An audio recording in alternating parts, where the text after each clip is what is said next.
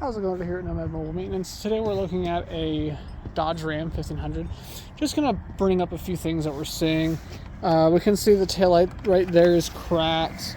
The tires are getting a little chopped. That's most likely an indication that the shocks are wore out. We can see a little bit of sweat coming out of that rear one, and it looks like they're pretty old, so they may just be worn out just in general. If we look at the leaf spring, that leaf spring is broken.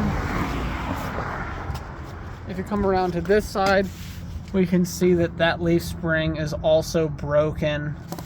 And we can see that it's not doing too much in the way of supporting the vehicle. When we come to the front, now the tire tread depth is fine all the way around. The brakes seem to be okay all the way around.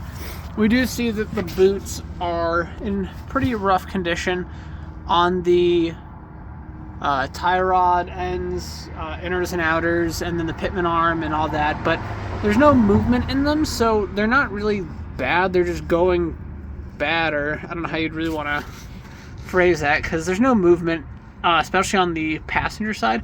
We can see the stabilizer link ends have some dry rotting in that, so that is something to keep in mind. Once again, we didn't have any movement in the ball joints on the passenger side.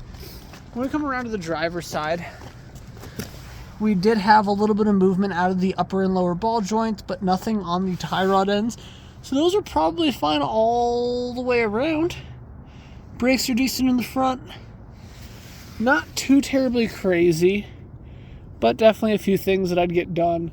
I'd definitely say probably getting those rear leaf springs and probably the shocks done, and then maybe get a tire balance just because of how the tires are wearing, but really not too crazy. And this is just for the customer's concern that they'd asked about. So that's what we found for that.